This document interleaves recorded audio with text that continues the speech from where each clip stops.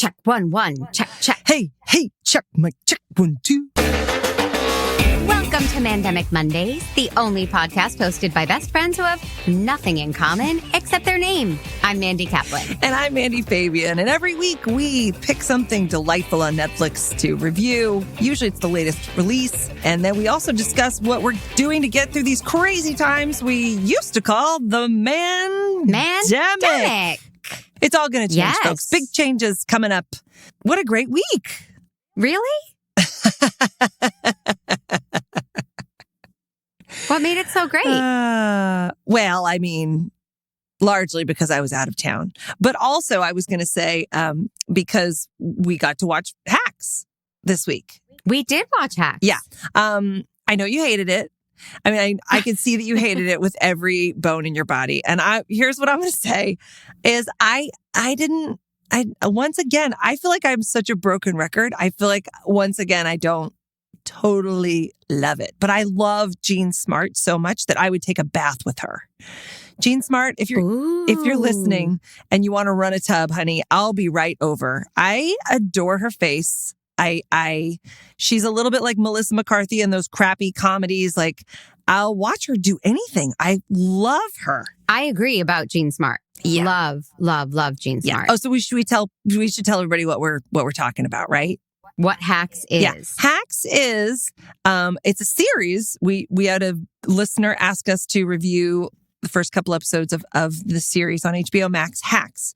And it's about an older, like Joan Rivers style comedian who is sort of falling out of the limelight a little bit. And then she hires this young writer from LA who has been blacklisted because she wrote an offensive tweet. And because also we find out that she's just a total asshole throughout the series. Not a total asshole, but, she was an asshole. And then she hires this young kid as a writer, and then they form this unlikely friendship between two funny ladies. And that's what it's about. And no one is able to pitch this show to me in a way that makes it sound interesting. But I had to watch it for the podcast, and I'll be damned if it is just not interesting. It's interesting. It's interesting. I just said it's not interesting. I know. Well, that's our brand. Okay. Yeah. You hate it. We don't ever agree on anything. But like, I was really intrigued by the pitch. When somebody told me what it was about, I was like, oh, I'm going to love this. I really thought I was going to love it. And I have watched 6 episodes. Wow. Yeah. I kept going. Huh. I kept going. Mm-hmm. Yeah. I couldn't get into it. And where did you start to hate it? Well, I hate the premise of it doesn't really work for me. It's so forced. It's like they both have the same manager, and the manager basically tricks them into meeting each other, and they immediately hate each other, but we know they're going to work together. So it's all the same conversation over and over between these two women about like, why the hell should I hire you? And the young one being like, why the hell shouldn't you? You're past your prime, lady. You need me. And they have that same argument for the whole 2 episodes that I watched. They just have that same argument. Am I wrong? You are 50% wrong, because in rom-coms, you always know they're going to end up getting married or getting together. And that yet during their whole time during the movie, they're like, you drive me crazy. I could never be with someone like you. I would rather lose a leg than have sex with you. Like, they're always saying. What terrible rom-coms are you watching? That is a quote from the rom-com that I'm writing. So, it's a first draft. I hear Hugh Grant saying it. So you're onto something. It's called Limpy and Lou. Okay. And she does end up losing a leg. It's actually pretty emotional. And I'm surprised that you said you like tearjerkers. I'm surprised you're being so critical, but okay. I love a rom-com, as you know. I can't wait to see Limpy and Lou in the theaters. But this feels different. In a rom-com, for me, there are different scenarios in which there's like different impetus for the argument for why they can't be together. There are other reasons. This was the same argument over and over and over. And I didn't care. I don't like either woman, which is okay. It doesn't drive me to want to see them succeed together. And I'm assuming they do succeed together, but I don't care. I don't know. I'm 6 episodes in, and I don't think it's not like that. I think you're meant to sort of enjoy the jokes and enjoy their personalities. I think it's less of a story driven and more of a personality driven. Like from here on out, when we say the word jokes, can we put that in quotes? Because I didn't laugh once. Look, I didn't laugh. I thought the Kevin Hart movie was going to be funny. So I don't know how we keep watching comedies and they're never funny. I think some of the jokes, I enjoy some of them, but it's really interesting because whenever I see a movie where someone's supposed to do stand-up, it's never, or a TV show, it's never successful for me. It's like stand-ups are so good at what they do that you can't have a person sort of pretending to do made-up stand-up and have it work. Sally Fields in Punchline. I did not think that her jokes were particularly funny. What's the other? The Marvelous Mrs. Maisel. I don't particularly think her stand-up is funny. No. I think she's funny. Yeah. I think the show's funny, but I don't. So it's always kind of tricky whenever you have that as a premise. And then weirdly enough, then I felt like their dialogue was meant to be like stand-up, one punch, two jokes, but it doesn't read as authentic. You're teeing it up for me. So in the pilot episode, Pete, minute 23 and 31 seconds, they come together and exchange barbs. Excuse me. Did you have something else to say? Yeah. You've just been pretty rude and I dropped everything to come here. Oh, Christ.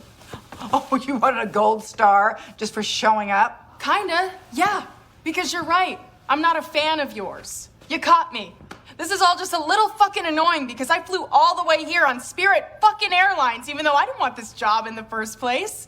I mean, the last thing on earth I want to do is move to the desert to write some lame jokes for an old hack. I think you better leave. Yeah. Can I show you to the door? Or would you like to go back up the chimney? Oh, no, I know my way out. By the way, so cool they let you move into a cheesecake factory. Oh, is that where you wait tables? That seems like a better fit. Oh, yeah, I agree, you classist monster. I'd rather slang bang bang chicken and shrimp all day than work here. I mean, fuck, what is this, 50 tassels on one couch? Even Liberace would think it's a bit much. Oh, no, you're incorrect. He actually loved it. He did poppers on that couch in '85. Cool. I'm glad Liberace's butthole was nice and loose in your house. Maybe you should have joined him since yours is obviously tight as fuck. Oh, hey, before I leave, did you want to inspect my bag? Maybe I should just piss in a cup. You know what? I'm going to go ahead. I'm just going to leave a stool sample on your lawn. I didn't laugh. I didn't even smile. And then Ava says, "Oh, I'll just go leave a stool sample on your lawn." And Jean Smart's like, "You are funny. That's brilliant. I am going to hire you." Look, you love a poop joke. May I reference you to the Kevin Hart masterpiece Fatherhood, where you double quoted scenes with poop jokes in them. So I'm surprised the stool sample thing didn't win you over. Like, that's your jam. No, that's kind of gross to say a poop joke is your jam. Yeah. But you get what I mean. I do love a poop joke. I love clever, unexpected writing. And all of this was very expected. And that scene between the two of them where that's supposed to be like these two really sharp, funny ladies cutting each other down. It should feel like a roast. Like, I love those Comedy Central roasts for the most part. And this was just boring. Their repartee does not have life behind it, does not have teeth. And then the joke they refer to through the whole pilot. I told a joke on Twitter that got me canceled. I went over the edge. I know I made a mistake. The joke on Twitter, the joke. They finally tell it. Wah, wah. Right? It's not funny. It's not all that shocking. It's about a closeted senator trying to send his son to conversion camp. But it doesn't make us. Right. Is that, it was like, yeah. No. Huh. There it is. That's the joke. That's true. And they built up to it for the whole episode. Well, I would imagine that maybe that joke was more offensive in the original draft. And then somebody got their hands on it. And they're like, well, you can't, like, that's a tricky thing for a writer to be in. Well, you can't actually be so offensive that, like, you can't make an offensive joke these days. I know. So how are you going to do the joke that was so offensive that it got her canceled? Like that would have to be so, she would have to be like masturbating in front of a young intern while she was tweeting the joke. See, now Which that's actually funny. They need you on season 2 if it gets one. Oh, what? Is the creator of Hacks listening? Let's be clear, Mandy, it's the other Mandy that didn't like it. Yeah, No. other Mandy is so helpful to people. Yeah, definitely. I think I suffered a little bit from I remember you told me Superbad was like the funniest movie that was ever written in the history of funny movies. And I went to see it and I was like, the whole theater was laughing and I was not. Ugh. Patrick, who did not want to go see the movie, was giggling like a schoolgirl because they were drawing dicks all over a spiral notebook. And he thought that was the funniest thing he'd ever seen. Part. Nope. I did not. I literally was looking around. I looked at him. I was like, I don't get it. What? I don't know why that's funny. Why is that funny? They're just drawing dicks. Who cares? Like, oh God. But the first 20 minutes of that movie, I find hysterically funny. I know, which is why I'm surprised that you don't like Hacks. I don't equate the two. Now, the creators, whose names I'm going to mess up, Jen Statsky, Lucia Aniello, and Paul W. Downs, they are from Broad City. So I had higher hopes. Paul W. Downs plays the only character that makes me laugh, Jimmy, the manager, the agent. Him and his receptionist, who really shines in episode 2. Okay. Yeah. His receptionist is the funniest person in that whole show. Let's get her name because she is laugh out loud funny. Definitely. What's her name? Kayla. Megan Stalter. Oh God, she is hysterically funny and not really a person who has worked a ton. Good for her. Hopefully this will, break her wide open. That came out aggressive and gross, but that was kind of sensual. But I didn't mean for it to be, but she's my favorite part. And I like the manager. He's funny and their rapport is funny. Okay. That's interesting because of course I did not like him. Oh my God. No, I think he was really soft. Like he didn't strike me as funny at all. I was like, these are jokes and you are not delivering them. In the first episode, I didn't, but she was amazing. I think it's all just kind of a soft, it's weird because it's just all a little soft. Yeah. I didn't think it was, there's some jokes where I'm like, you put 2 syllables after your punchline. You need to just deliver it hard. That needs to be a joke delivery. I have no issue with the delivery. I have an issue with the writing, and it's not edgy material. And you brought it up earlier. How edgy can we really be in these politically correct times? Right. It's unbelievable. I'm watching some Mel Brooks with Casey, and we watched Spaceballs, and it's like half of the humor. You're like, oh, no, not today. You couldn't say that. You couldn't say that. Can't do that. I long for the good old days when you could make jokes about gender and race and sexuality and find humor. I hope we return to some happy medium at some point. I thought the rule was that as long as you're making fun of everybody. I mean, I still think that should be the rule. If you're a show like Archie Bunker, right? Right. Archie Bunker made fun of, I don't think they could do that now, though. Wow. Do you think Norman Lear could exist now? Oh my gosh. Well, he still does. He's like 99 or something. I know, and still wearing his jaunty hats. And still showing up on set and still making TV shows. He's kind of a legend. I would like to think that there's still room for satire. I would like to think that there's room for, us making fun of extreme views. Maybe. Mm-hmm. I don't know. It's very tricky. The whole thing is very tricky. There's no such thing as anything you could say in comedy has already been said. Yeah. But it's been said for real. Right.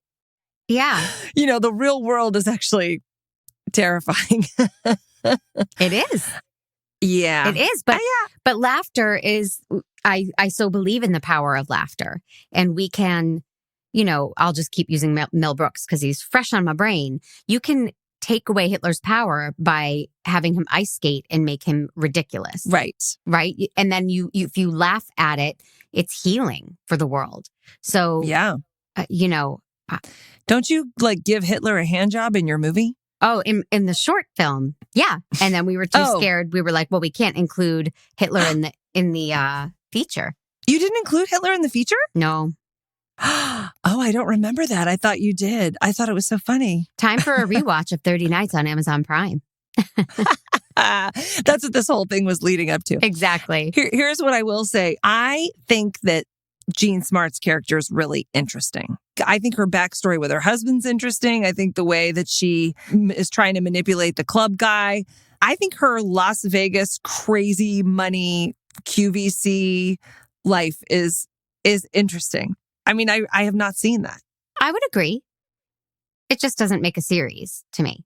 What I wrote overall was like great performances, but a weak concept.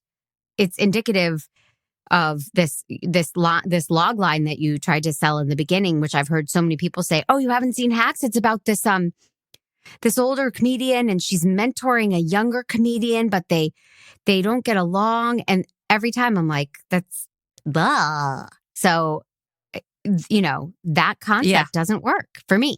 Yeah, but you would think it would be a fruit bowl of comedy. You would think that it would just be a gift that keeps on giving. So I don't know. If it were funny, yeah. Yeah. Well, it's also trying to be emotional. And I think the sassy Jean Smart character is funny. She doesn't work for me. And I would equate it to a show I deeply love that I'm sure you're about to say, I hate that show, but I love Grace and Frankie. And the humor is so organic and it's laugh out loud, making fun of aging and making fun of sexuality at that age. It really does capture that energy, but then it can also make you cry and you also believe these characters. So I think tonally, this is trying to be that and coming up very short for me. Well, I also think like Schitt's Creek is hilariously funny, right? Mm-hmm. And they were, I put this in quotations. You can't see it, but I'm putting air quotes around they're terrible people. Mm-hmm. But they are doing everything they're doing out of like love. The choices that they're making are weirdly out of love, like his love for fashion and her love for, like they all do things because they are passionate and they really love something. And the Hacks is a little bit like, what do you love? Because the girl's pissed because she got canceled and the lady's pissed because she's getting canceled. And they're sort of angry. Like they're lonely and angry and they're terrible people and have been told they're terrible people. So how do you spin that into like a lighthearted, fun half hour that you want to spend with these two wacky characters? But then again, like some people hated Fleabag. Did you like Fleabag? Love Fleabag. Yeah, I love Fleabag Schitt's Creek, too. love Fleabag, love everything else we're talking about, just not Hacks. Mm-hmm. No, I agree with you. It's hard to put your finger on it, but it's not the masterpiece that everybody said it was. And what's funny is it's about terrible people, terrible, lonely female comedians. And I had like no joke. The minute it came out, my phone started blowing up like, you got to watch Hacks. Oh, Mandy, you would love Hacks. And now I want to know why. Right. My phone lit up. This is a bit of a tangent, but Schmigadoon is coming out on Apple TV. And the day that trailer dropped, my phone exploded. Everyone was like, you have to watch it because I'm in love with Keegan-Michael Key and musicals. Yeah. And so I'm very excited and giving a sneak peek that we will be reviewing Schmigadoon. Yes, we will. I would not have said, Mandy, you have to watch Hacks. I know you better than that. First of all, Drew Barrymore is not in it. Am I right? Oh, you mean Drew Barrymore, the actress you loved in the movie The Stand-In? Mm. The actress you spoke so highly of that you said she gave a pretty good performance and that her voices didn't bother you? Oh, yeah. No, I listened. Did I? I listened. You actually did say that. Yeah. In fact, I feel like on record, we have actually recorded you giving way more compliments to Drew Barrymore than I ever have in my life. So I'm just saying we may need to reverse the narrative. Maybe you're the Mandy that loves Drew Barrymore. I thought that my time with Megan was like Vegas. What happens with Megan stays in Megan. I shouldn't say that. That's terrible. Sorry, Meg. Oh, a lot of people have stayed in Megan. It's okay. Wow. Yeah. Hey-o. So, see, these are better jokes than on Hacks. But I want to go back to the only time I laughed, and I want Pete to play the scene. Episode 2, Pete, minute 3, 56 seconds. This is the secretary Kayla's one of her shining moments. How long do I have to do this? Well, it's been 3 days, so longer than that. I don't even know what I'm doing here. You're there to write material for Deborah's show, and punch-ups for appearances and things like QVC and, any personal joke Yeah, writing. I know the literal job description. I signed a 470-page NDA. She's very... God!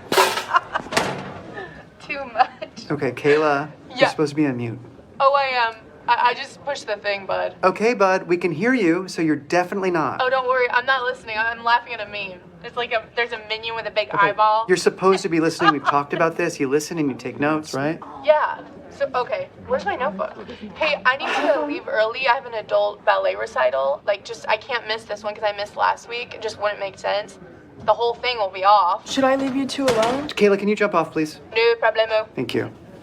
Testing, Kayla. Testing.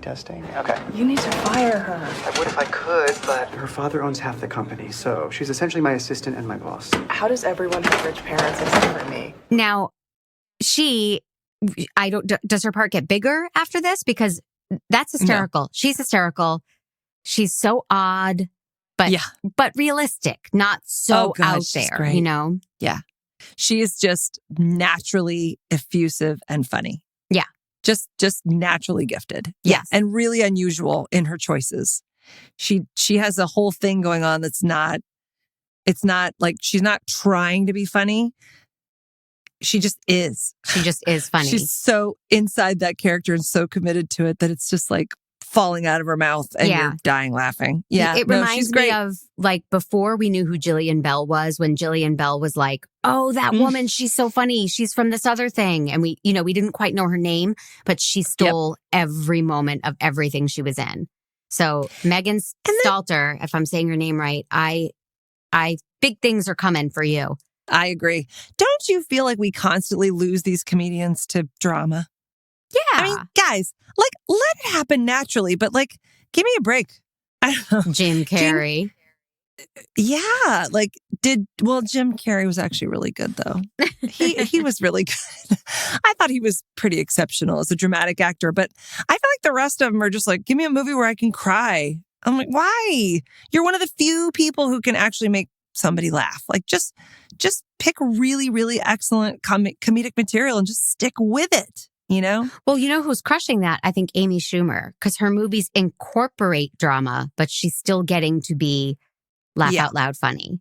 Or do you not like Amy Schumer? I'm seeing a face. Oh God. Oh, I love her so much. Don't say it. Don't say it. I would never endanger our friendship by saying that I don't like Amy Schumer. I would never say that. Love her. Because I do like her. I actually do. I don't think she's a great dramatic actress. I don't think that she, I'm thinking of Fatherhood. Mm-hmm.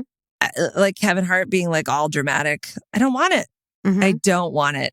But that movie had laughs. It might not have made you laugh, but in a similar vein to Parenthood or Boys in the Hood, it was a drama, a dramedy, right? I mean, there are these movies that are supposed to pull at your heartstrings, but still make you laugh at life's ups and downs. And I thought Fatherhood was that.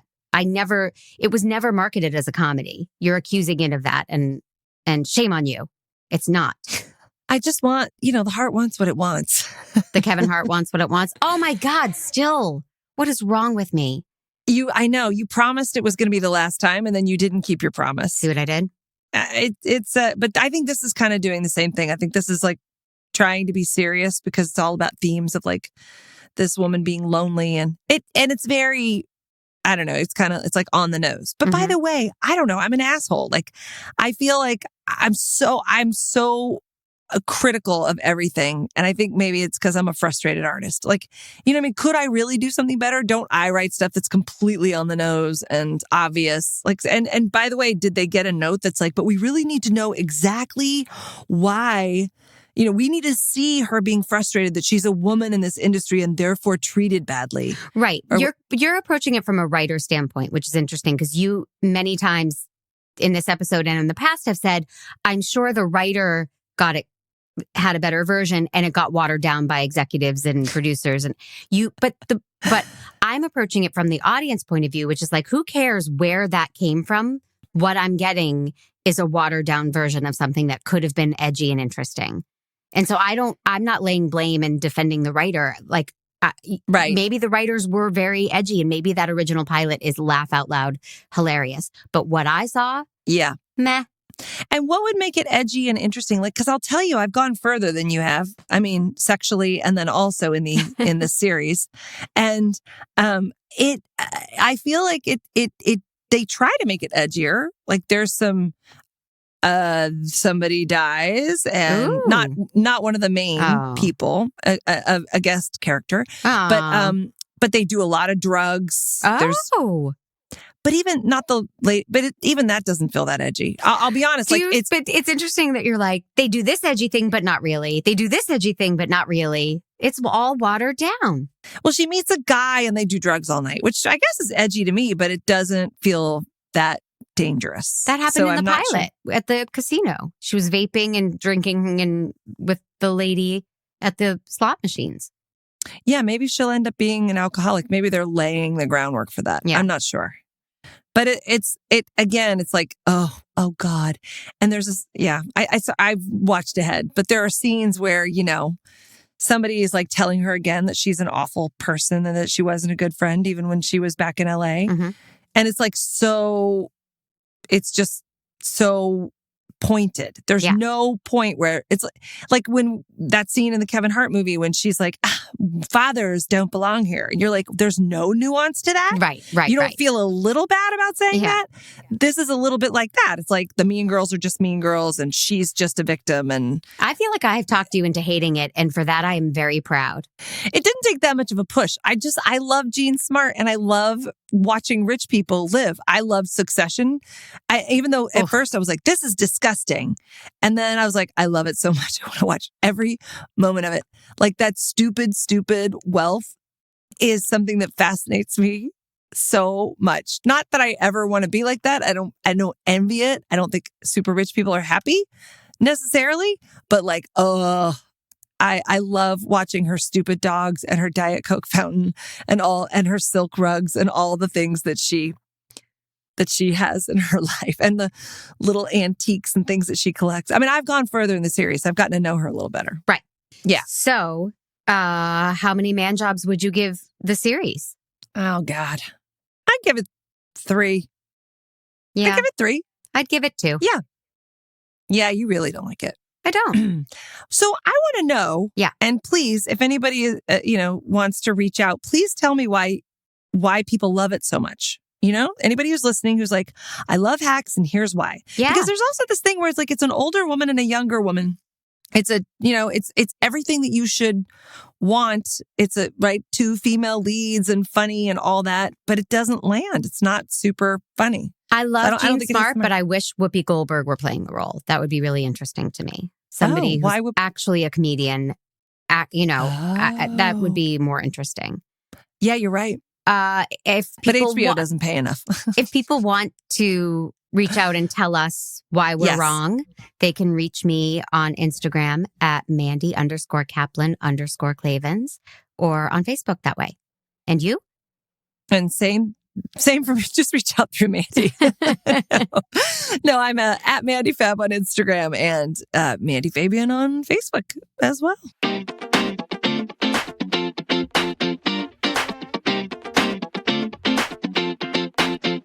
So, man, remember how we disagreed about The Year of Yes by Shonda Rhimes? Oh, yeah, that was a strong disagreement. I am now listening to a book right next to it on the Audible page called The Year of Rest and Relaxation, a novel by Otessa Moshfegh. I hope I'm pronouncing her name right. Oh, that sounds like my kind of year. Narrated by my favorite narrator, Julia Whalen. I fell in love listening to Gone Girl, and now I'm in love. She's one of the best narrators. I've listened to dozens of books that she's narrated, all on Audible. Oh my God. I love that you have like rock star narrators. That's interesting. God, she's the cream of the crop. And I mean, I listen to a ton of stuff on Audible, as do you. There's podcasts and comedy, and you listen to all your hippy-dippy self-improvement stuff that I don't listen to. Yes, it has made my life better. Mm-hmm. Yep. And therefore, it's made my life better. If you go to www.audibletrial.com/mandemic, you get 1 book for free. Yeah. You try it out to see if you like it. Yep. These books, exist on all your platforms. They save your place. Download it, listen to it on an airplane. It's a great way to ignore your responsibilities, your family. Oh, God, yes. Yeah. We love Audible. Love it so much. It's a game changer. Go get it. Go get that free trial at audibletrial.com/mandemic. You get to keep that book even if you don't keep your relationship with Audible, which you will. And go get your year of rest and relaxation. You could never do it. You couldn't. No, it's not what you think. I'm loving it so far. I'll keep you updated. All right. To be continued.